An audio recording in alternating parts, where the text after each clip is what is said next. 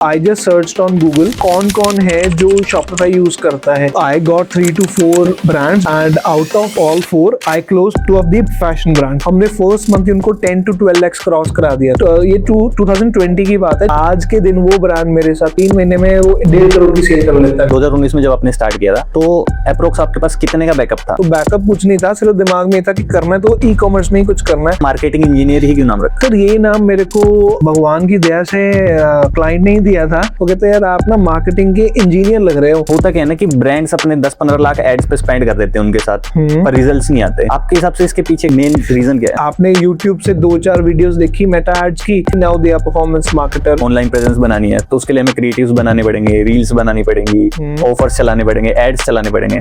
तो आपके हिसाब से इनमें से कौन सी वो एक चीज है जो सबसे पहले ध्यान देनी चाहिए? मेरे कस्टमर की प्रॉब्लम क्या है और उसका सॉल्यूशन क्या निकलेगा. आपके हिसाब से सबसे ओवररेटेड एडवाइस कौन सी है मार्केटिंग से रिलेटेड? एड्स चला लो, आपका बिजनेस ग्रो हो जाएगा. आपके हिसाब से ये मार्केटिंग सही है कि 30 दिन में 1 करोड़ पहुंचा दिया? एक परफ्यूम का जो ब्रांड है ना, उस पे शूट हुआ था 2.5 लाख का, सिर्फ शूट हुआ था. रील्स ये वो सब कुछ नहीं काम किया. जितनी भी रियलिटी शोज हैं ये कंट्रोवर्सी जिनकी चल रही होती है ना, उन इन्फ्लुएंसर्स को लेते हैं. इंडिया में छोड़ो, पूरे वर्ल्ड में कंट्रोवर्सी से ही चल रहा है. आप एक तरफ एक अच्छा ज्ञान दो वर्सेस कंट्रोवर्सी करो, किस पे वायरलिटी ज्यादा आएगी? आप ये बताओ, आपने अभी तक सबसे ज्यादा कितना जनरेट किया है? हर दिन हम हजारों नई चीजें देखते और सुनते हैं, पर उनमें से कुछ आइडियाज ऐसे होते हैं जो हमारी सोच बदल देते हैं. वर्थ नोइंग उन्हीं आइडियाज की तलाश है. इसमें हम उन लोगों, उन कहानियों, उन एक्सपीरियंसेस से बात करेंगे जो सिर्फ इंटरेस्टिंग नहीं, जानने लायक है, ताकि हर एपिसोड के साथ आप कुछ नई इन्फॉर्मेशन नहीं बल्कि एक नया पर्सपेक्टिव लेके जाएं. तो मैं हूं भाविक शर्मा और ये है वर्थ नोइंग.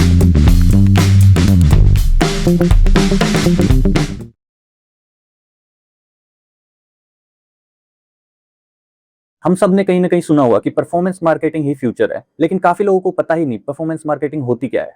काफी लोग सोचते हैं सिर्फ एड्स चलाना ही परफॉर्मेंस मार्केटिंग है. मैंने खुद काफी बिजनेस से बात की है जो कहते हैं कि पोस्ट ही तो बूस्ट करनी है, मैं बना लूंगा, बूस्ट कर दूंगा, कस्टमर्स आएंगे तो ठीक है, नहीं आए तो ठीक है. कुछ बिजनेसेस तो एड्स चलाने को बैटिंग मानते हैं.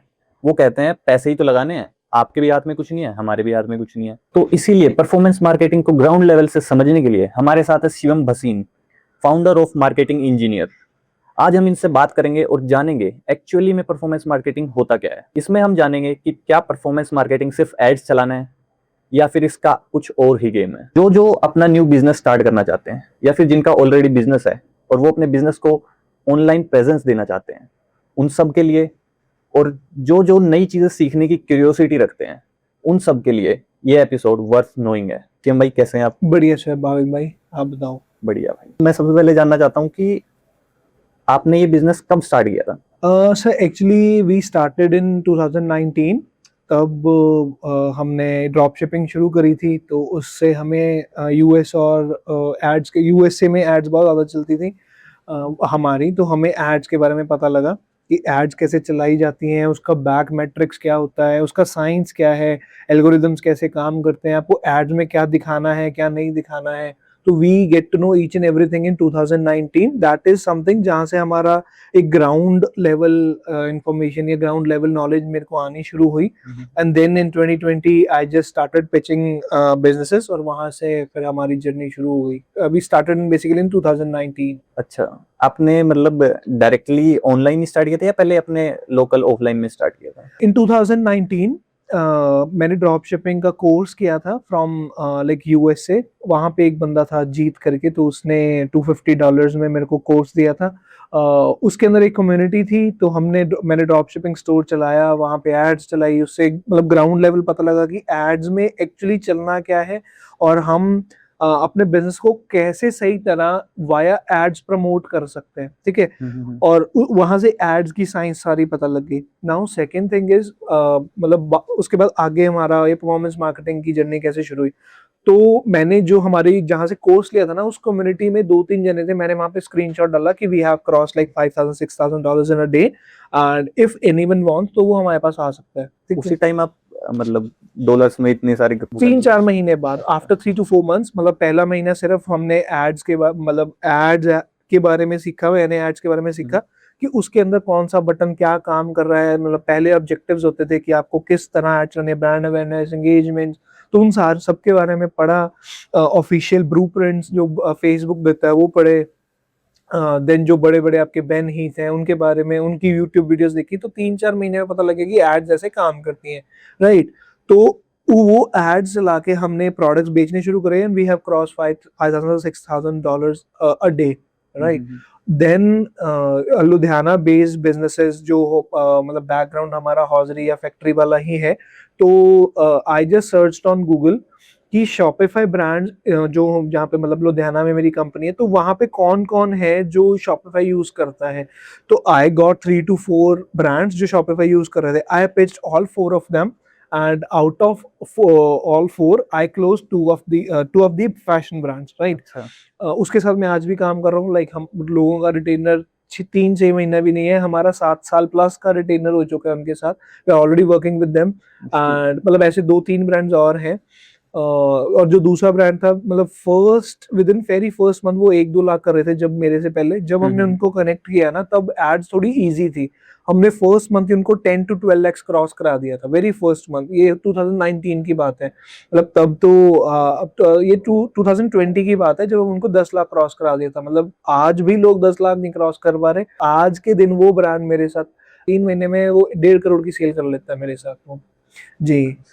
आगे आगे हम पिच करते रहे ब्रांड्स को, उन्होंने रेफरल्स दिए, हमने कम्युनिटी से ब्रांड उठाए, तो ऐसे ग्रो ऐसे करते बढ़ रहे। गया होगा। जी जी जी 100%। तो आपने स्टार्ट किया हुआ तब तो मतलब कम लो लेवल से स्टार्ट किया हुआ 2019 में जब आपने स्टार्ट किया था, तो अप्रोक्स आपके पास कितने का बैकअप था, मतलब कितने पैसे थे स्टार्ट करने के लिए? Sir backup in terms of मतलब मेरे फादर की फैक्ट्री ही थी मेरे पास एज सच, लेकिन मेरा वहाँ जाने का मन बिल्कुल नहीं था। ऑब्वियसली हमारे पंजाब में एक चल रहा है, फादर फैक्ट्री चलाते हैं और बेटा वहाँ पे जाके बैठ जाता है, लेकिन मेरा वो सिनेरियो कंटिन्यू करने का मन बिल्कुल नहीं था। मेरे को क्योंकि एड्स और ये कंप्यूटर इसके अंदर ही बड़ा मजा आ रहा था पहले, क्योंकि I was already doing graphic designing in my factory itself, right? Already designs बना रहा था वहाँ पे, ऑलरेडी वहाँ पे मतलब जो डिजाइन्स हमारे जाते थे वो मैं ही बना के दे रहा था। तो वहां से मेरे को उसी में ही कुछ करना था, ये वेरी क्लियर था। तो बैकअप कुछ नहीं था, सिर्फ दिमाग में था कि करना है तो ई कॉमर्स में ही कुछ करना है। आज भी मेरा जो पैशन है वो ई कॉमर्स में ही है, D2C में ही है। पहले भी मेरा जो पैशन था वो इसी लाइन में ही था। That is why we have grown like brands जो 5-5 2-2 लाख पे थे वो 1.5 करोड़ पे तभी हैं बिकॉज हमारी नॉलेज उनको वो आउटकम दे पा रही है। सबसे मेन तो पैशन ही होता है और इंटरेस्ट आपका इसमें ही था, तो आपने ये करा स्टार्टिंग से। ऑब्वियसली सर, मतलब पैशन है तो आप मतलब अगर एक साइड पैशन है और एक साइड कोई बिजनेस चला रहा है पैसे के लिए, तो सर पैशन हमेशा जीत जाएगा। ये तो सही बात है, लेकिन जी आपका पैशन तो था, आपने सोच लिया कि मेरे को ऐसा कुछ करना है, जी ठीक है। फिर आता है उस बिजनेस का नाम रखना, जी। तो आपने इसका मार्केटिंग इंजीनियर ही क्यों नाम रखा? सर ये नाम मेरे को भगवान की दया से क्लाइंट ने ही दिया था। मतलब for example someone was there जिससे मेरी मीटिंग चल रही थी, तो हमने उसको जब बताया कि सर हम आपके ब्रांड में पहले फनल बनाएंगे, बेसिकली आपको पहले ब्रांड अवेयरनेस करेंगे, फिर ये करेंगे, उसके बाद डेटा देखेंगे, डेटा जो बोलेगा फिर हम उसको स्केल करेंगे। तो उसने ही बोला कि भाई साहब आप इंजीनियर हो या क्या चीज हो, आप मार्केटिंग के इंजीनियर कंफ्यूज हो गया लगते हो। वो बिल्कुल वो कंफ्यूज हो गया। वो कहते हैं यार आप ना मार्केटिंग के इंजीनियर लग रहे हो। मतलब मतलब आपको पता है what you are doing, right? आज भी मेरे जो इंटरनेशनल कस्टमर्स है वो यही कहते हैं कि you know what you are doing. तो दैट इज व्हाई हमने मार्केटिंग इंजीनियर ही नाम रखा। आप जैसे और भी काफी सारे परफॉर्मेंस मार्केटर्स हैं मार्केट में, जी। लेकिन होता क्या है ना कि ब्रांड्स अपने 10-15 लाख एड्स पे स्पेंड कर देते हैं उनके साथ, पर रिजल्ट्स नहीं आते। आपके हिसाब से इसके पीछे का मतलब मेन रीजन क्या है? सर आजकल ना मैं आपको क्लियर बताता हूँ, आप एक मतलब किसी भी मार्केट में चले जाओ, जो कॉर्पोरेट मार्केट है उसके अंदर 10 परफॉर्मेंस मार्केटर वाले बैठे हैं, राइट? कि हम परफॉर्मेंस मार्केटिंग करते हैं। डाटा कोई नहीं देख रहा कि पीछे ब्रांड कहाँ किस स्टेज पे है, वो ग्रो कैसे करेगा और उसके कस्टमर के ट्रिगर पॉइंट्स क्या हैं जिससे वो शॉपिंग करेगा। और पोजीशनिंग तो भूल ही जाओ, राइट? आपने YouTube से 2-4 वीडियोस देखी मेटा एड्स की, फ्रीलांसर्स जो होते हैं जो ग्राफिक डिजाइनिंग कर रहे थे, उसने एड सीखी, now they are performance marketer. मतलब within a day they say कि हम परफॉर्मेंस मार्केटर बन गए। ऐसा नहीं होता कभी भी कि परफॉर्मेंस मार्केटिंग सिर्फ एड्स चलाने की गेम है ही नहीं कि आपने मेटा एड्स पे एड्स चला दी and you are performance marketer. वो तो सर एक गूगल एड्स वाला बंदा है, वो गूगल एड्स चलाने की वजह मेटा एड्स चला देगा, तो परफॉर्मेंस मार्केटर नहीं है ना। आपको पीछे डेटा देखना है, मतलब प्रॉपर बिजनेस देखना पड़ेगा कि सर बिजनेस के अंदर जो ब्रांड है वो किस स्टेज पे है, स्टेज के बाद उसका प्रोडक्ट अच्छा है कि नहीं, उसकी रिटेंशन आएगी कि नहीं, रिटेंशन के बाद मतलब product retention in terms of कि उसका प्रोडक्ट दोबारा कस्टमर लेगा या नहीं लेगा, राइट? उसके बाद उसने जो एड्स चलाई हैं उसका डाटा क्या कह रहा है, उसके data, for example we trying to sell any perfume for example, right? तो उसकी ऑडियंस बैठी है महाराष्ट्र, बैंगलोर, उस साइड पे, राइट? अब जो परफॉर्मेंस मार्केटर कह रहा है, क्या वो ट्रैक कर रहा है कि मेरा किस पिन कोड के ऊपर मेरा जो सामान है वो ज्यादा बिक रहा है या नहीं दिख रहा? अगर तो वो नहीं दिख रहा, रैंडमली एड्स चलाई जा रहा है, बजट चलाई जा रहा है, तो वो तो फिर रिजल्ट्स कभी नहीं आएंगे, बिकॉज आप सही जगह पे आप पैसे नहीं डाल रहे, राइट? सही बात है। अगर आप सही जगह पे पैसे डालोगे तभी ब्रांड स्केल होगा, और सही चीज पे डालोगे। सबसे पहली चीज पोजिशनिंग ही सेट करनी पड़ेगी, उसके बाद हम परफॉर्मेंस मार्केटिंग पे आ सकते हैं। पहले रिसर्च होती है, फिर काफी फ्रेमवर्क्स हैं हमारे उसमें। आजकल YouTube ने सब कुछ आसान कर दिया ना, तो लोग एक वीडियो देखते हैं नहीं उसके पीछे क्या है, शुरू कर देते हैं अपना काम। बिल्कुल अग्री सर, अग्री। यही सब चल रहा है। मतलब आजकल जो नॉलेज है वो, like I was seeing a podcast recently, तो उसमें एक सही कह रहा था, परमीश वर्मा का पॉडकास्ट था प्रखर के साथ, तो वो सही कह रहा था। उसने बोला था कि आज की तारीख में आपके पास नॉलेज बम्बार्ड है, लाइक एक 10 साल या 10 साल भी बहुत है, फर्स्ट क्लास के बच्चे को पीएचडी लेवल की नॉलेज लेनी हो तो chat GPT is there, right? Chat GPT की नॉलेज वो ले सकता है, लेकिन वो नॉलेज स्ट्रक्चर्ड नहीं है, राइट? फॉर एग्जाम्पल स्टेज 1 पे उसको क्या चाहिए, स्टेज 2 पे, स्टेज 3 पे, स्टेज 4 पे उसको क्या चाहिए। एक बंदा जो 5 लाख की सेल कर रहा है वो सीधा आके ही बोलता है मेरे को 1 करोड़ पे जाना है। भाई साहब, आपने जो बीच में प्रोडक्ट मार्केट फिट ढूंढना है, फिर आपने जो मार्केट के अंदर लॉन्च होना है, फिर अपनी न्यू ऑडियंसेस ढूंढनी है, वो 1 करोड़ पे जाने का रास्ता तो देखो ना क्या है। सही बात। अगर मैं पूछूं कि जैसे एड्स चलानी है और ऑनलाइन प्रेजेंस बनानी है, तो उसके लिए हमें क्रिएटिव्स बनाने पड़ेंगे, रील्स बनानी पड़ेंगी, ऑफर्स चलाने पड़ेंगे, एड्स चलाने पड़ेंगे, तो आपके हिसाब से कि इनमें से कौन सी वो एक चीज है जो सबसे पहले ध्यान देनी चाहिए? सबसे पहले सर अपने ऑफर पे ध्यान देना चाहिए। Offer is not discounting offer, 10-20% of, 50% of, 80%, that is not offer, that is discounting offer, जिससे इंडिया कन्वर्ट होता है। Offers is something else. हमने तो यही ऑफर्स देखे हैं आज तक, 50% ऑफ दे दिया, 80%। सर एक्चुअली हमारी इंडियन मार्केट बड़ी प्राइस सेंसिटिव है, आप कुछ भी कर लो। अब कोई कहे कि प्रीमियम का दौर आ रहा है, कुछ भी कर लो। आज की तारीख में सबसे बड़ा ब्रांड फैशन में ज़ूडियो ही है। H&M उसके लेवल पे नहीं पहुंच पाया अभी भी, क्योंकि ज़ूडियो जिस रेट पे दे रहा है वो कोई, मतलब बाकी दे तो सकते हैं लेकिन वो ब्रांड वैल्यू नहीं दे पाएंगे, राइट? प्राइस सेंसिटिव मार्केट है, इसलिए इंडिया इन ऑफर्स पे कन्वर्ट होता है। अदरवाइज आपका ऑफर ये होता है कि मेरे कस्टमर की प्रॉब्लम क्या है और उसका सॉल्यूशन क्या निकलेगा, उसके सॉल्यूशन के अंदर मैं क्या क्या ऐड ऑन कर सकता हूँ, राइट? उसके उसी के हिसाब से आपकी पोजीशनिंग सेट होती है। फॉर एग्जांपल आप लेके चलो, आपका न्यूट्रिशन ब्रांड, आपका प्रोटीन ब्रांड है, सप्लीमेंट ब्रांड है, राइट? आपका सप्लीमेंट ब्रांड है, उसकी प्रॉब्लम, या वो जिम जाता है, ठीक है? तो अगर वो जिम जा रहा है तो उसका सॉल्यूशन है, उसका ऑफर बेसिकली क्या बनेगा या सॉल्यूशन उसका क्या बनेगा कि सर इस बाकी अगर 24 ग्राम दे रहे हैं तो मेरे प्रोटीन के अंदर 26 ग्राम प्रोटीन है, अब कैलोरीज भी कम है, प्रोटीन भी ज्यादा है, मैं बाई क्रिटेन भी ऐड करता हूँ इसके अंदर, राइट? तो दैट इज आवर ऑफर। उसके बाद डिस्काउंटिंग ऑफर आता है, उसके पहले ऑफर हमारे को सेट करना पड़ता है। अगर किसी ने भी ऑफर बनाना सीखना होएगा तो there is a book called 100 million offers. वहां पे एलेक्स हरमोजी की बुक है, they can just see the frame, पूरी बुक पढ़ने की जरूरत नहीं है सर, वो एक फ्रेमवर्क है उसके अंदर कि कस्टमर का डिजायर्ड आउटकम क्या है और मैं कब तक उसको अचीव करा सकता हूँ। उसमें 4 वेरिएबल्स हैं, वो अगर आप सॉल्व कर देते हो तो you have a great offer in like this entire industry के अंदर आपका सबसे अच्छा ऑफर बन जाएगा। उसके ऊपर अगर आप डिस्काउंटिंग ऑफर देते हो कि फॉर एग्जांपल जो प्रोटीन की सेम एग्जांपल मैं दे रहा था, प्रोटीन आपने मार्केट से 2 ग्राम प्रोटीन ज्यादा है, ठीक है? उसके अंदर क्रिटेन भी है, उसके अंदर I am just given example, किसी को क्रिटेन चाहिए किसी को नहीं चाहिए, 2 to 3 ग्राम्स क्रिटेन है, उसके अंदर आपने अमीनो प्रोफाइल अच्छी दे दी, वे प्रोटीन बहुत अच्छा दे दिया, राइट? प्राइसिंग थोड़ी अब आपने अफोर्डेबल रखी, ठीक है? उसके बाद आप उस पर 10-20% ऑफ दे रहे हो। इसका बड़ा अच्छा एग्जांपल आज की तारीख में बीच लाइफ है, जो कि बहुत अच्छा काम कर रहा है, जो ऑफर भी दे रहा है और दूसरी चीज सामान भी अच्छा है उसका और उसके ऊपर डिस्काउंटेड ऑफर भी दे रहा है। That is why they have cross 4 crore in a single day. जब उनका लॉन्च था तो 4 करोड़ की सेल करी थी उन्होंने फर्स्ट डे पे, right? That is a great example of a great offer. दूसरे बंदा क्या दे रहा है उससे अलग कुछ हमें रखना है ना? अलग अलग मतलब सेम प्राइस में हमें ज्यादा कुछ प्रोवाइड करना है। बिल्कुल बिल्कुल बिल्कुल। अगर 2 ब्रांड्स 2000 के ही चीज 2000 की चीज सेल कर रहे हैं तो एक जिसके अंदर ज्यादा, आज का कस्टमर ना price sensitive plus value driven है। इंडियन कस्टमर की बात कर रहा हूँ, यूएसए का कस्टमर अलग है, इंडियन कस्टमर अलग है। इंडियन कस्टमर साइकोलॉजी है, मैं जितना पैसा दे रहा हूँ ना उसकी वैल्यू पूरी लूंगा मैं, उसकी वो मेंटालिटी, उसकी वो साइकोलॉजी है। चाहे 10 रुपए खर्च करें तो वो 10 रुपए मेरे वसूल होने चाहिए। Absolutely sir, Indian customer behaves the same way, right. वो अगर 2,000 रुपया दे रहा है तो अगर नया ब्रांड वो लेगा तो इसलिए लेगा कि बाकी ब्रांड आप ज्यादा क्या दे रहे हो। Unique sometimes work, sometimes don't, but simplicity ही चलती है, वैल्यू ज्यादा मिलनी चाहिए कस्टमर को एंड ऑफ द डे।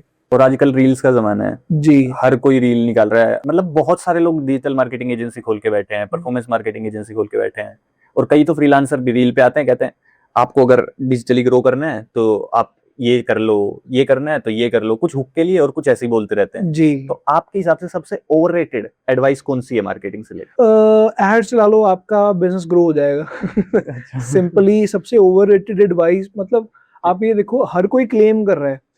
अगर मैं 10 जनों को जानता हूँ फ्रीलांसर्स को जो या मैं 10 वीडियोस रील्स देख रहा हूँ अपने इंस्टाग्राम पे कि मैं आपको ग्रो करा दूंगा, मैं आउट ऑफ दोज उनकी आप क्लाइंट लिस्ट निकालो, ग्रो किसने किया? मतलब एक आधे जने ने जो कि पीछे से स्ट्रांग था, उन्होंने पैसा लगा दिया एड्स के अंदर, तो बाई चांस उनका प्रोडक्ट मार्केट फिट था, तो वो मतलब बाई चांस वाली बात है, बाई डिफॉल्ट वाली बात नहीं है, या इंजीनियर्ड वाली बात नहीं है कि मैंने ये ग्रोथ इंजीनियर करी है, नहीं वो बात नहीं है, वो उन्होंने मतलब बाई चांस वाली बात है, वो भी 10 में से एक। मेरे पास ना ब्रांड्स आते हैं, ठीक है, जो 25-30 लाख का रेवेन्यू कर रहे होते हैं, ठीक है, उसके अंदर वो रील्स चला रहे हैं दबा के, ठीक है, लेकिन रिजल्ट आ रहा है इमेज एड्स पे। और उसका भी कारण है, रील्स पे क्यों नहीं आ रहा है सर? हमारी जो रील बन रही है वो किसी फ्रेमवर्क पे बनी नहीं हुई, रैंडमली मैंने कह दिया जी मेरा प्रोडक्ट है 20% ऑफ है, इन्फ्लुएंसर ने बोल दिया, that is how every industry, मतलब ये इंडस्ट्री कर रही है, ये फ्रीलांसर या जो सोशल मीडिया वाले हैं वो ये कुछ कर रहे हैं। आपको अगर यूजीसी बनानी है ना, उसके अंदर फ्रेमवर्क है कि पहले हुक होता है, फिर उसके अंदर प्रॉब्लम होती है, फिर प्रॉब्लम की एजिटेशन होती है, देन सोल्यूशन होता है, देन क्रेडिबिलिटी होती है, देन सीटीए होता है, मतलब ये फ्रेमवर्क है, राइट। अब वो फ्रेमवर्क आप यूज ही नहीं कर रहे, मतलब that is our inner SOP, जिसके अंदर हम ये फ्रेमवर्क अपने क्लाइंट्स पे लगा के देते हैं, लेकिन आप यूज ही नहीं कर रहे। आप रैंडमली उठे, एक हुक डाला, बाकी कोई स्टोरी बनाई, और दूसरी चीज सर, आपके प्रोडक्ट के साथ इन्फ्लुएंसर अलाइंड ही नहीं है, तो रील का क्या फायदा? सही बात। आपका ब्रांड का कलर है रेड, ठीक है, और पूरी वीडियो में रेड कलर कहीं दिखाया ही नहीं, तो उस रील का क्या क्या ऑर्डर आएगा उस पर, राइट? वो तो बस उन्हें जो प्यार करते हैं वो लोग बाई चांस क्लिक कर दे तो कर दे, ऐसी सर वो आज का जो एंड्रोमेडा अपडेट है ना मेटा का, उसको सिग्नल चाहिए, वो प्यार भी कम हो गया है क्योंकि मेटा बहुत रेलेवेंसी पे चलता है। अगर आपका प्रोडक्ट जेन्युइनली एक ऑडियंस को सॉल्व कर सकता है, सोल्यूशन को, उसकी प्रॉब्लम को सॉल्व कर सकता है, तब ही उसका रिजल्ट आएगा। मेटा को सिग्नल जाते हैं अब कि for example if you have any of the कोई भी ब्रांड ले लो, उसके अंदर उसके कीवर्ड्स आने चाहिए, वो क्रिएटिव आप डिटेल टारगेटिंग चलती थी पहले, कि आप पीछे ना डिटेल टारगेटिंग पे डाल देते थे, जैसे टी शर्ट सेल कर रहे हो, पीछे आपने टी शर्ट डाला, फैशन डाला, उसने फैशन वाले लोगों को जिसको टी शर्ट चाहिए टारगेट कर दिया। आज ये नहीं होता। अच्छा। आप पीछे चाहे डाल दो कि जम्मू में ऐड मत दिखा या बैंगलोर में एड्स मत दिखा, ठीक है, उसके ऊपर आपने टी शर्ट का टारगेटिंग डाल दी, आगे वो टारगेट ही नहीं करेगा अगर आपका क्रिएटिव नहीं बोल रहा कि मैं टी शर्ट बेच रहा हूँ। अच्छा, क्रिएटिव के ऊपर डिपेंड करता है। एब्सोल्यूट, आज तो creative is the king. Creative जिसका अच्छा है वही ग्रो करेगा, जिसका क्रिएटिव अच्छा नहीं है, मतलब 5 लाख से ऊपर वो नहीं क्रॉस कर पाएगा। अच्छा जी। सही बात है आपकी। ये रील्स वालों ने ही ना माहौल खराब कर रखा है जी, इसीलिए काफी बिजनेस, मैंने खुद बात करी है ना अपने नोन में 1-2 बिजनेस से, तो वो कहते हैं कि एड्स चलाना तो बैटिंग मानते हैं हम, कि मार्केटिंग करवानी है ऑनलाइन, बैटिंग है, पैसे लगा दिए, कस्टमर आ गए तो ठीक है, नहीं तो एजेंसी वाले बोल देते हैं हमारे हाथ में नहीं है, मेटा ने ये कर दिया, न्यू अपडेट कर दिया, न्यू कर दिया। जी, बैटिंग की तरह लेना चाहिए एड्स को, या फिर सर जो ऑनलाइन मार्केटिंग है ना, वो साइंस है, वो आर्ट नहीं है, वो जुआ नहीं है, वो बेटिंग नहीं है, वो सट्टेबाजी नहीं है, that is clearly a science. आपको समझना पड़ेगा जो भी आप प्रोडक्ट बेच रहे हो, जो भी प्रोडक्ट बेच रहे हो, उसकी वैल्यू क्या है, वो किस किस प्रॉब्लम को या किस यूटिलिटी को वो सॉल्व करती है, ठीक है, उसके बाद उसकी ऑडियंस बनानी पड़ेगी, फिर वो बिकेगा। रेदर जस्ट मैं मतलब एक शार्क टैंक में भी ब्रांड आया था फैशन का, वो कहते हैं हमने 1 करोड़ रुपया लगाया लेकिन हमारे को रिजल्ट नहीं आया, कोई ऑर्डर नहीं आया। तो सर आपने पोजीशनिंग ही सेट नहीं करी। जिस जिस जिस कैटेगरी में नाइकी है, एडिडास है, और बहुत बड़े ब्रांड्स हैं परफॉर्मेंस में, अभी 18 आ रहा है विराट कोहली का, वो आ गया है, अभी ठीक है, तो टर्न वो लगे था लॉन्च तो हो करा गया था उन्होंने। जी, तो वो ब्रांड लॉन्च हो गया, वो उस कैटेगरी में आप जा रहे हो और उस कैटेगरी के अंदर आप अपनी पोजीशनिंग तो सेट करो पहले, उसके बाद आप एड्स चलाओ। स्ट्रेट अवे एड्स चलाओगे, किसी को पता नहीं है कि आपका ब्रांड मतलब किस लिए, who you stand for. Branding is equal to associations plus who you stand for, right. अगर आप फॉर एग्जांपल वो ब्रांड अगर एक 10 अभी पिकल बॉल चल रही है या टेनिस चल रही है, बैडमिंटन चल रहा है, एक स्पोर्ट्स को पकड़ के कहते हैं जी हम बैडमिंटन को सपोर्ट करते हैं, उसी के लिए प्रोडक्ट्स बनाएंगे, या योगा को सपोर्ट करते हैं उसी लिए ब्रांड्स बनाएंगे। तो सर उनकी ये बात नहीं है कि सिर्फ अगर वो बैडमिंटन को टारगेट कर रहे हैं तो बाकी लोग नहीं लेंगे, वो भी लेंगे, लेकिन कोर ऑडियंस वो बन जाएगी ना, तो उसमें उनका ब्रांड बन जाता है। Just an example, it could, मतलब अभी मेरे को उनकी स्ट्रैटेजी या केस स्टडी नहीं पता कि उन्होंने आगे क्या किया है, लेकिन व्हाट वी हैव थिंक कि ये पॉसिबली हो सकता है जी। अच्छा, तो मान लो ये छोटे बिजनेसेस की भी बात होगी कि कैसे वो ग्रो करें, लेकिन अभी आपके पास मान लो कोई किसी की सेल्स ऑलरेडी 500 करोड़ रुपए की है जी, वो आपके पास आता है, तो उसको आप डायरेक्ट हाँ बोल दोगे या फिर मतलब उसकी कुछ चीजें चेक करोगे? We already dealing with a client जो अभी 500 करोड़ की उनकी टोटल सेल्स है, राइट। उनका सबसे फर्स्ट हम सीधा जाके नहीं कहते कि हाँ जी हम काम करने के लिए रेडी, ऐसा नहीं होता। वी नीड टू सी कि उसका ऑफलाइन के अंदर ब्रांड अवेयरनेस कितनी है और हमें कितना एफर्ट डालना पड़ेगा इसके अंदर इस ब्रांड को ग्रो करने के लिए, ठीक है। अब वो ऑफलाइन में क्या होता है, आपकी डिस्ट्रीब्यूशन होती है, आपके होलसेलर्स होते हैं, स्टॉकिस्ट होते हैं, रिटेलर पुश मिलता है, तो आपका माल बिकना शुरू हो जाता है। प्लस आप ऑनलाइन या टीवी एड्स, बैनर एड्स चलाते हो पर्टिकुलर पिन कोड पे, आपका सामान बिकना शुरू हो जाता है, आपका प्रोडक्ट बिकना शुरू हो जाता है। बट ऑनलाइन में ऐसा नहीं होता। अब वो सेम ब्रांड जो 500 करोड़ की सेल कर रहा है, वो सर ऑनलाइन के अंदर 10 लाख में नहीं अचीव कर पा रहा। कैन यू बिलीव कि ऑफलाइन में वो 500 करोड़ पे है और वो ऑफलाइन में 10 लाख भी नहीं है। तो उसका कारण है ऑनलाइन पे वो ट्रस्ट बिल्ड नहीं कर पा रहे, अभी भी वो ऑफलाइन में ऐसे है कि यार नया ब्रांड है। तो ऐसी वो क्या गलती कर रहे हैं कि जो नहीं हो पा रहा है, ट्रस्ट बिल्ड नहीं हो पा रहा, क्योंकि ऑफलाइन में 500 करोड़ कर रहे हैं तो ट्रस्टेड तो होगा ही ब्रांड, तभी इतनी सेल हो रही है। बिल्कुल, फिर वो ऑनलाइन में बिल्ड क्यों कर पा रहे हैं? सर ऑनलाइन के अंदर उन्होंने ट्रस्ट सोशल मीडिया से बिल्ड होना है, रिव्यू से बिल्ड होना है, इन्फ्लुएंसर क्रिएटर से बिल्ड होना है, वो चीज कर ही नहीं रहे, राइट। ट्रस्ट के लिए सर वो ऑफर दे रहे हैं वो कि आप मेरे से 50% पे माल ले लो, और उसी पे वो 5-6 लाख पे अटके हुए हैं, उससे ग्रो ही नहीं कर पा रहे, क्योंकि सर एक लेवल है, अब 50% पे आपने सामान बेच दिया, ठीक है, अब ट्रस्ट तो बना ही नहीं, तो आरटीओ रेट भी बढ़ रहा है। मतलब अब ऑब्वियसली जिसका ट्रस्ट नहीं बना वो सीओडी पे ऑर्डर करेगा, सीओडी पे ऑर्डर करेगा तो आरटीओ भी करेगा। RTO is return to origin basically. जो भी कोई कॉल करता है कि हाँ जी आपने ऑर्डर, जी जिसने ऑर्डर करना है वो डिलीवरी बॉय कॉल करता है, सर अपना सामान ले लो, वो रिसीव नहीं करता, वो माल वापस सेलर के पास चला जाता है, तो आरटीओ बढ़ जाता है। वो होलसेल में अच्छे हैं बिकॉज उनका वो वाला डिस्ट्रीब्यूशन चैनल काफी अच्छा है, आज मतलब that is appreciable and admirable part के में बड़ी अच्छी डिस्ट्रीब्यूशन बनाई है। लेकिन ऑनलाइन की गेम बिल्कुल अलग है। ऑनलाइन में आपको ट्रस्ट बनाना पड़ेगा, आपको सोशल मीडिया अच्छा करना पड़ेगा, मतलब उनका ही कंपटीशन ब्रांड जो 700-800 करोड़ की सेल करता है, वो ऑनलाइन में 1.5 CR विद इन 2 मंथ्स कर लेता है। उन्हीं का कंपटीशन ब्रांड है। व्हाई? बिकॉज उसने वो गेम समझ ली है, राइट, कि ऑनलाइन पे ये चीजें होनी है, ऑनलाइन पे हमें एड्स भी चलानी है, हमने फनल भी बनानी है। मेरा फॉर एग्जांपल 6-7 प्लेटफॉर्म होंगे ऑनलाइन में लाके, राइट। आपका गूगल है, मेटा है, फेसबुक है, इंस्टाग्राम है, स्नैपचैट है, उसके बाद आपका पिंटरेस्ट है, देन इज योर ये 6-7 ही होंगे बेसिकली, ठीक। आपको हर प्लेटफॉर्म पे अवेलेबल रहना है, इंक्लूडिंग ईमेल एंड व्हाट्सएप, ठीक है, इवन मैसेजेस पे भी। अब उसका कंपटीशन ब्रांड मैं आपको हर जगह पे है, हर जगह एक ही कोई पकड़ के बैठ गया होगा जैसे। बिल्कुल, मैंने उसकी फनल चेक करी सर, मेरे को ना मैंने अबैंडन चेकआउट कर दिया, मतलब उसका माल लेना था, मैंने उसका सामान बाय करने वाला था, नहीं लिया। उनकी टीम का within half an hour call आ गया सर, एटलीस्ट 6 to 7 टाइम्स कि सर आपने लिया नहीं, आप कह रहे थे मैं 5 मिनट बात करूंगा, मैं ये करूंगा। तो दे आर, मतलब D2C is direct to customer, आपको कनेक्ट करना पड़ेगा, रिलेशनशिप बनाना पड़ेगा कस्टमर के साथ, ठीक है, तभी वो आपसे कनेक्ट होएगा। आप वो छोड़ ही रहे हो जी अपने आप सेल आ जाएगी, दैट इज नॉट। सबसे पहली एडवाइस यही है कि सर अपना मतलब ऑनलाइन पे भी ध्यान दो। अगर आपका बड़ा ब्रांड है तो सर आगे सर्वाइवल ऑनलाइन के ही हिसाब से होने वाला है।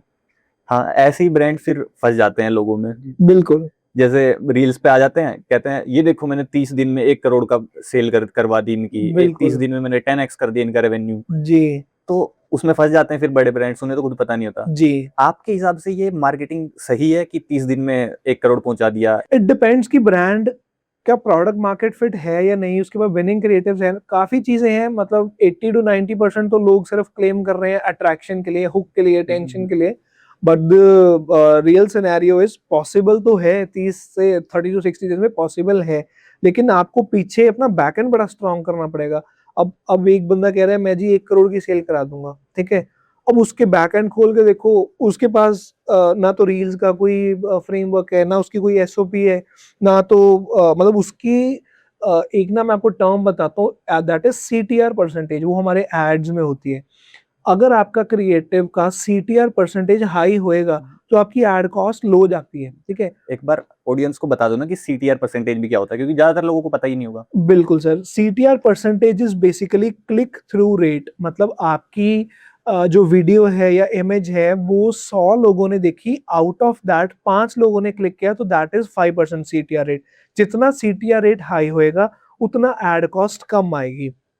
क्योंकि फॉर एग्जाम्पल 2 सिनेरियोज लेते हैं, एक सिनेरियो में 100 लोग गए, दूसरे सिनेरियो में 100 लोग गए, एक में 100 में से सिर्फ एक ही बंदा क्लिक कर रहा है, ठीक है। दूसरे में 5 जने क्लिक कर रहे हैं, तो ऑब्वियसली जिसपे 5 क्लिक कर रहे हैं एड कॉस्ट तो दोनों की सेम ही जा रही है, तो जिसपे 5 क्लिक्स आ रहे हैं वो ऑब्वियसली उसका एड कम कॉस्ट कम आएगी ना। तो जितनी कम होगी उतना ज्यादा ब्रांड ग्रो करेगा, क्योंकि सीटीआर रेट कम है, ज्यादा क्लिक्स आएंगे। उसके बाद वेबसाइट पे अगर उसने लैंडिंग पेज अच्छा बनाया हुआ है, प्रोडक्ट पेज अच्छा बनाया हुआ है, तो वो और ग्रो करेगा। That is how we grow. मैं अभी ना रिसेंटली मेरे पास ब्रांड आया, कहता जी मैंने 2 लाख रुपए अपनी वेबसाइट पे लगाया, मेरा प्रोडक्ट पेज और उसकी सेल पता है कितनी थी? 10,000 रुपए मंथली। 2 लाख रुपए लगा के 10,000 की सेल? 2 लाख लगा के 10,000 रुपए की वेबसाइट बनाई उसने, 2 लाख रुपए की, और सारी कस्टम पीएचपी शॉपिफाई पे कस्टमाइज करा ली, सारी पीएचपी बेस्ड। सर अच्छी बात है आपने पैसे लगाए, पर सही जगह भी लगाओ ना। वो लैंडिंग पेज इतना खराब था, कस्टमर ऑर्डर ही नहीं कर पा रहा था, उसकी सारी साइट दोबारा बनाई है हमने, ठीक है। उस अब उसकी सेल मतलब स्टार्ट हो गई है।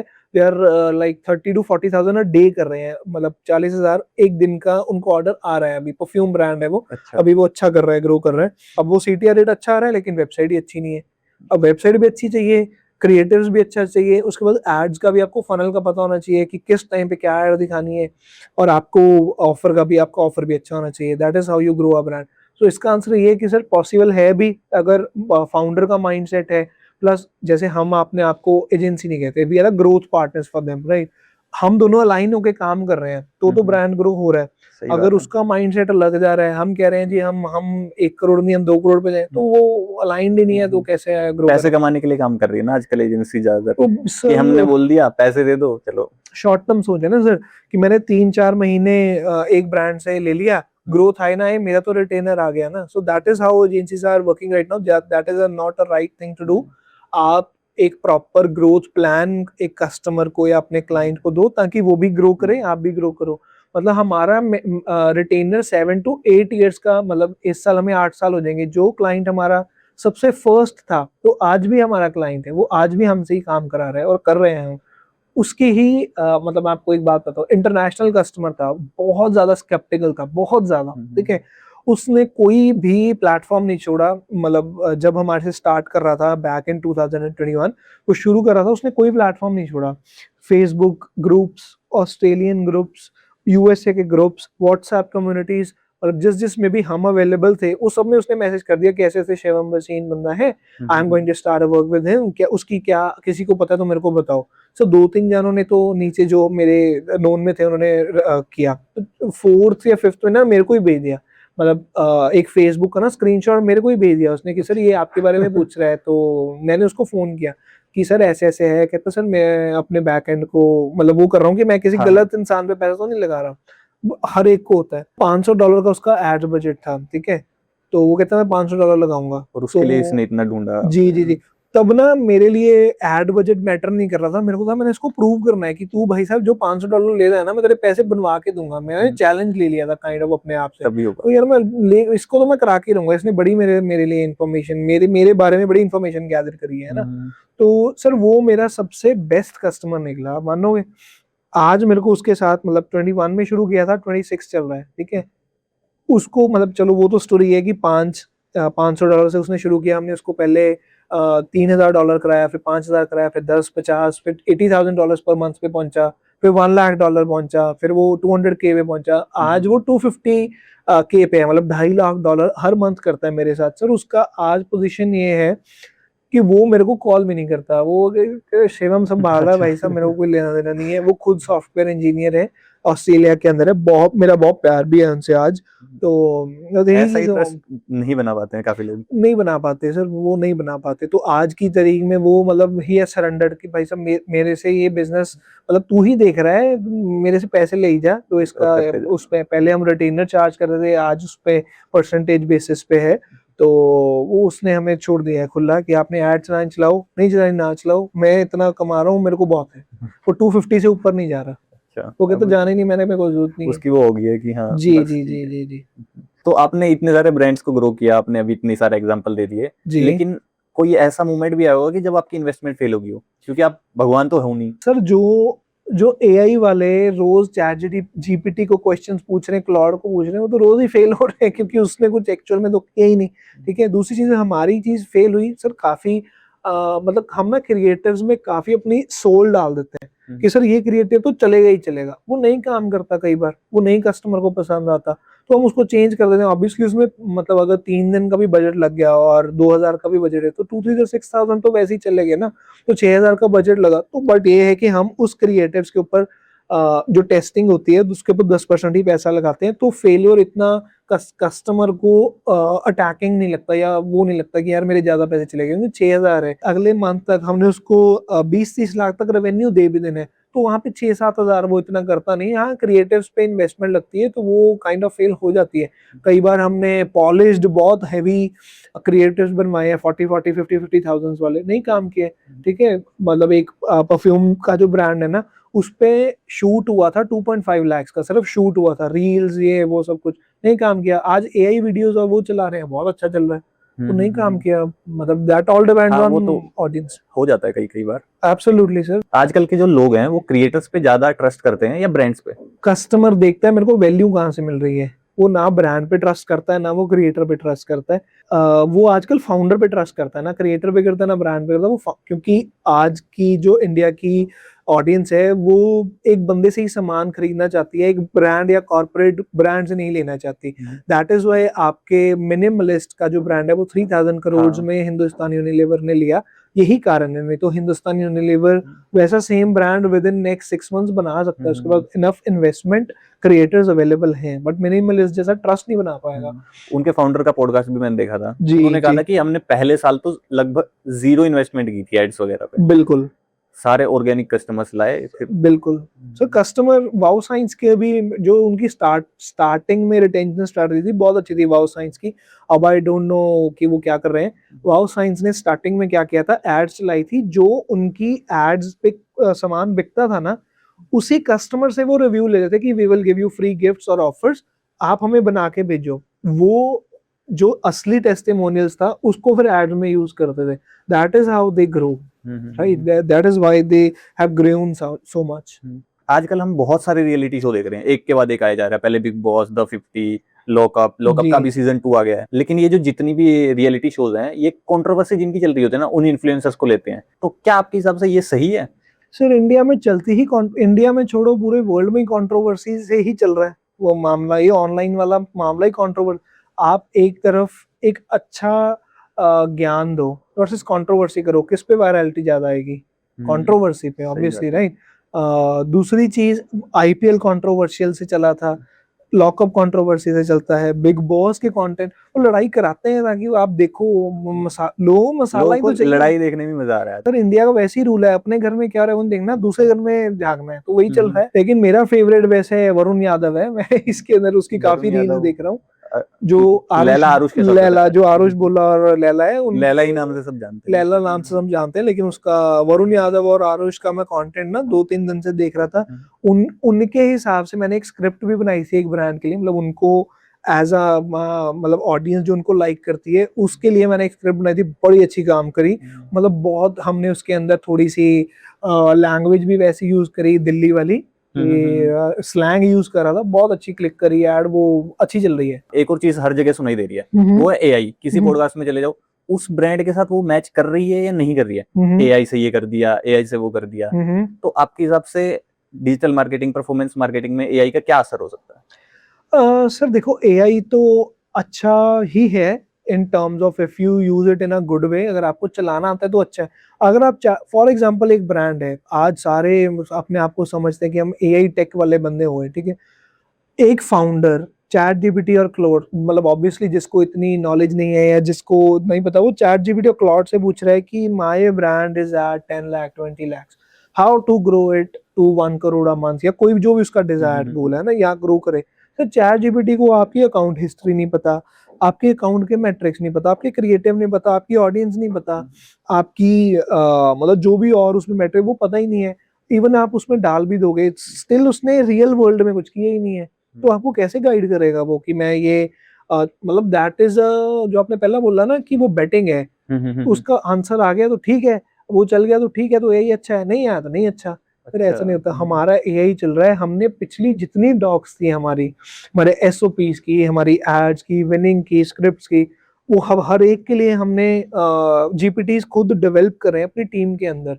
हम चैट जीपीटी नहीं यूज कर रहे, अपने डॉक्यूमेंट को उसमें डाल रहे हैं कि इसके हिसाब से बता, राइट। तो एआई अच्छा है, और एआई को यूज करना सिर्फ चैट जीपीटी और क्लाउड नहीं है, बहुत कुछ आ चुका है। क्लाउड का भी नया अपडेट आया ना, जी, उसमें हम जी, जैसे अपने बाकी चीजों को कनेक्ट कर सकते हैं, मेटा ऐड, गूगल ऐड को कनेक्ट कर लेते हैं, वहां से वो हिस्ट्रीज उठा लेते हैं, आपकी प्रीवियस की कौन सा वर्क किया है, कौन सा नहीं किया, और उस हिसाब से वो काम करता है। बिल्कुल। तो वो तो मतलब एक इंसान की तरह ही अपनी हिस्ट्री वगैरह सब जान बिल्कुल सर, वो सर आप देखो, वो हमारे जैसे लोगों के लिए जिनको पता है टेक का कि हाँ इसने क्या देना है, और मतलब अगर हम मैनुअली यूज कर रहे हैं तो क्या डेटा आना चाहिए, और ए यूज कर रहे हैं तो क्या डेटा में चाहिए। अगर आपका गोल आपको निकालना आता है उससे, सर कनेक्ट कर दो, सारा कुछ चला लो, ठीक है। अगर कोई फाउंडर देख रहा है या कोई नया बिजनेस स्टार्ट कर रहा है, वो देख रहा है, सर आपको नहीं पता वो एआई आपको क्या रिस्पॉन्ड करेगा। इवन मेटा एड्स पे हमने, मेरे फाउंडर ने ना 3 ऐड अकाउंट कनेक्ट कर दिए अपने, कि मैं तो खुद ही, मतलब वो बड़ा ना वो कर रहा था कि एआई तो क्या ही है, आप क्या ऐड चला दोगे, हमने तो एआई से कर लिया, राइट। तो सर उसके तीनों ऐड अकाउंट बैंड है आज, क्योंकि उसने क्लाउड से कनेक्ट करे थे। जी, तो मतलब वो बहुत बड़ी बात है, हो सकते हैं बैन, क्योंकि दोनों उसमें मानुस है, वो नहीं, वो बुक मार्क कर लेता है। फेसबुक का जो एल्गोरिथम है वो बहुत स्ट्रांग है। चलो उन बैन नहीं भी किया, चला भी लिया आपने, एआई से चला लिया, ठीक है। स्टिल आपको क्रिएटिव भी आप बनवा, उसके लिए एजेंटिक जो एआई हैं वो चलेंगे, वो आपको बनाने में बड़ा टाइम लग जाएगा। एजेंटिक बनाओगे, उसमें दिमाग चाहिए, पूरी प्लानिंग चाहिए, वर्कफ्लो चाहिए, एसओपी चाहिए, सब कुछ चाहिए ना। उसके बिना आप सीधा क्लाउड को बोलोगे कि यार मेरा चला दे। वैसे क्लाउड हमारे लिए बहुत अच्छा काम कर रहा है, I am not denying the fact कि एआई इज अ फ्यूचर, और एआई अभी भी और 6-7 महीनों में और एडवांस होने वाला है, ठीक है। एआई अच्छा है, लेकिन जिसको यूज करना आता है उसके लिए, ठीक है। अब फॉर एग्जांपल प्लम्बर को आप अगर या कोई चार्टेड अकाउंटेंट है, उसको आप अगर बिजली का काम दोगे, वो नहीं कर पाएगा। सेम वे जो फाउंडर है, वो अगर एआई में घुसेगा या उसको सही तरह यूज करने की कोशिश करेगा, चैट जीपीटी और answer LLM models is good, answers ले लो, लेकिन उससे जो काम करवाना है वो काम कराना भी आना चाहिए। यही आजकल ये कह रहे हैं ना कि आपकी जॉब खा जाएगा, इसकी जॉब खा जाएगा, उसकी जॉब खा जाएगा। जी, मेरे को तो लगता है कि जब कंप्यूटर आ रहा था स्टार्टिंग में, तब भी लोग यही कह रहे थे कि कंप्यूटर लोगों की जॉब खा जाएगा। बिल्कुल। लेकिन किन की खा गया? जी, जिनको कंप्यूटर चलाना नहीं आता था, बिल्कुल। तो वही एआई भी उनकी खाएगा जिनको एआई यूज करना नहीं आता। बिल्कुल सर। एक ना I want to add something. सबसे एक ना चीज है एसईओ, ठीक है, सबको पता होगा एसईओ का। तो अगर एक है चैट जीपीटी के अंदर, अगर आप क्वेश्चन पूछते हो, आप चाहते हो आपका प्रोडक्ट रेकमेंड हो, तो आपको करना पड़ता है एईओ, मतलब दैट इज ए रेफरेबिलिटी के हिसाब से चलता है। तो वो एसईओ की लेयर के ऊपर बनता है। अब आपको एसईओ ही नहीं आता तो आप ये कैसे यूज करोगे? अच्छा, मतलब एईओ कैसे करोगे? नहीं कर सकते। एसईओ करना पड़ेगा, एसईओ वाली लेयर होएगी, उसके ऊपर एईओ वाली लेयर होएगी, तभी वो उठा पाएगा। एईओ तो अभी मैंने खुद नया सुना है। जी, थोड़ा बताओगे मतलब एईओ क्या, किसके बारे में? सर फॉर एग्जांपल आप चैट जीपीटी पे जाते हो, आप सर्च करते हो कि best way protein for me, ठीक है। उसके अंदर वो 4-5 प्रोडक्ट रेकमेंड करता है। वो जो है वो एसईओ के हिसाब से रेफरेबिलिटी ले रहा है। एसईओ ने जिसने जिसने कराया हुआ है, जिनका टॉप रिजल्ट्स हैं, उनके हिसाब से वो देख रहा है कि किसका टॉप रिजल्ट है, वो मैं रेकमेंड कर देता हूँ, ठीक है। अब एसईओ के ऊपर यही होता है, मतलब जो चैट जीपीटी और एआई रेफरेबल कर सके, मतलब आपका कंटेंट रेफरेबिलिटी पे चलेगा अब एईओ में, मतलब एआई जो है वो रेफर करने के लिए तैयार हो, आपका प्रोडक्ट या अपना कंटेंट प्रोडक्ट आगे किसी और को रेफर करने के लिए तैयार हो, तो ही एआई आपको उठा पाएगा, तभी वो उसमें डालेगा। मान लो अगर आपको सब कुछ आपसे ले लिया जाए, ठीक है, और एआई के ऊपर कोई एजेंसी बिल्ड करनी हो, जी तो अगले 90 दिन में आप ऐसा कोई रोड मैप है जिसके ऊपर आप काम करोगे? सर आई विल मेक एजेंटिक्स, मतलब मैं अभी एआई के काफी एडवांस लेवल वाले कोर्सेज और वो कम्युनिटी का मेंबर हूँ ऑलरेडी, तो मतलब विद इन नेक्स्ट 90 डेज में जितना आज कर रहा हूँ उससे ज्यादा कर पाऊंगा, बिकॉज अभी मेरी हायरिंग्स भी हैं, ठीक है, मैं उन हायरिंग्स को एआई पे डाल दूंगा, ठीक है, हायरिंग्स वाले पैसों को उस पे डाल दूंगा।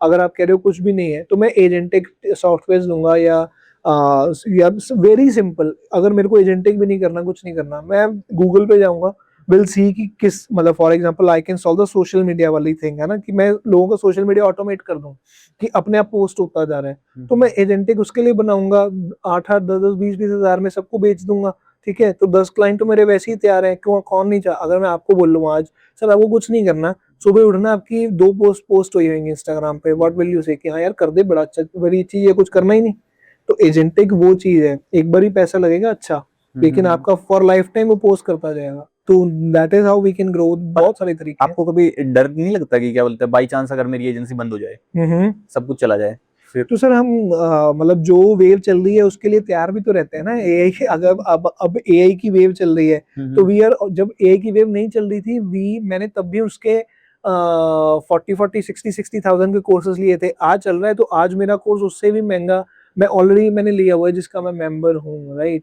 तो एआई तो हम मतलब बंद क्यों ही होने देंगे, आपको वेव के ऊपर तो रहना ही पड़ेगा ना। अगर एक D2C ब्रांड आप अपना ये पॉडकास्ट देख रहा है, तो उसे आप आखिरी एक लाइन में एडवाइस क्या देंगे? One line advice for D2C brands, sir अपना ग्रोथ पार्टनर सही चूज करो, जिसके पास ऑलरेडी एक्सपीरियंस हो, जिसने अच्छे ब्रांड्स ग्रो करे हुए हैं, और अपनी पोजीशनिंग सेट करके उसके पास जाओ, अपने अपने प्रोडक्ट को अच्छा करके उनके पास जाओ। अगर प्रोडक्ट अच्छा नहीं है ना तो परफॉर्मेंस मार्केटर कुछ नहीं कर सकता, एक बार ही बेच देगा, वो बार बार नहीं बेच पाएगा। एक बार ही चलो प्रोडक्ट चला गया, उसके बाद आपने 100 लोगों को बेच दिया, 100 में से 20 तो बाहर जाके बोलेंगे ना प्रोडक्ट बहुत खराब है, तो आपकी नेगेटिव मार्केटिंग हो चुकी है, तो रिटेंशन कभी नहीं आएगी। तो अपना प्रोडक्ट बहुत अच्छा कर लो और ग्रोथ पार्टनर सही चूज करो। ये सही आपने बात की, लोग ग्रोथ पार्टनर के हिसाब से नहीं चलते, बस अपने पैसे कमाने के लिए आ जाते हैं। संदीप महेश्वरी जी की टेड वीडियो थी, जी उसमें वो वही बता रहे थे कि मैंने काफी सारी एजेंसीज को अप्रोच किया जी और उन्हें एक ही बात बोली कि आप अपने एड स्पेंड पे कमीशन लेने की बजाय आप ये करो कि मेरी जितनी आप सेल्स करवाओगे उसके ऊपर आप ले लो, लेकिन कोई मानने के लिए तैयार नहीं हुआ। सर ये ना एक्चुअली ब्रांड्स भी स्मार्टली थोड़ा प्ले करते हैं, हमारे पास भी आते हैं कि आप सेल्स पे कर लो, आप उस पे कर लो, सर वो पॉसिबल ही नहीं है चीज। आप कल को हमने शुरू कर दिया, चलो हमने कहा जी मिनिमम जो भी है वो कर लो, और उसके बाद आप कह रहे हो जी आप सेल्स पे कर लो। सर सेल्स पे आरटीओ है, देन इतनी चीजें हैं, वो कट कटा के आपके पास 10-12% का बचना है, ठीक है। उसके बाद रिस्क कितना है कि जी 10, फॉर एग्जांपल आप कल को बोल दो जी कि मैं, मतलब कोई ब्रांड आके बोल दे कि चलो आप 5% से ज्यादा 10% ज्यादा देने से रहा वो ना 5, तो 17-18% उसके पास बचना है। उसने 10% बेच दिया, तो मतलब फाउंडर से ज्यादा एजेंसी के पास तो 10% आ गया, तो 7% से वो क्या करेगा, तो वो कन्फ्लिक्ट के चांसेस बहुत ज्यादा है। तो ये डील तो मैं एजेंसी के साइड से ही बोलूंगा कि ये डील ना तो कोई मतलब करे और ना ये सही है। अब डेंसू के पास जाओ, ओगिलबी के पास जाओ, उसके बाद जो बड़ी बड़ी एजेंसीज हैं, आपकी वेब चटनी है, उसके बाद इतनी बड़ी है, आप उनको जाके किसी बोल सकते हो कि सर आप मेरे को सेल्स पे ले लेना, सर वो नहीं बोलते। क्यों नहीं बोलते सर? उनका सोशल मीडिया का पैकेज 15-20 लाख का है, उसमें वो सोशल मीडिया पोस्ट बनाते भी नहीं। उनका 20 लाख का पैकेज है मिनिमम, 15 से 20 लाख देते हैं वो। और आप एक एजेंसी को बोल रहे हो कि आप मेरे से सेल्स ले लो, वो ऑब्वियसली जिस जिस ब्रांड को अपने ऊपर ट्रस्ट नहीं है ना, वो ये बातें बोलता है। और संदीप महेश्वरी तो वैसे ही बड़ा, आपको पता है, कंट्रोवर्शियल बंदा है। हमने इतनी सारी बातें करी कि इसका 10 करोड़ पहुंचा दिया, इसका 10x कर दिया, इसका वो कर दिया। आप ये बताओ आपने अभी तक सबसे ज्यादा कितना जनरेट किया है एक महीने में? तो क्या पूछ रहे हो यार, मैंने जवाब दे रहा। अरे भाई रुक जाओ। कैसा लगा आज का आपको एपिसोड? अगर अच्छा लगा हो तो लाइक कर दो, कमेंट कर दो, सपोर्ट करो, ताकि अगले एपिसोड में हम और वैल्यू प्रोवाइड कर सकें आपको। मिलते हैं अगले एपिसोड में, तब तक के लिए टाटा बाय बाय।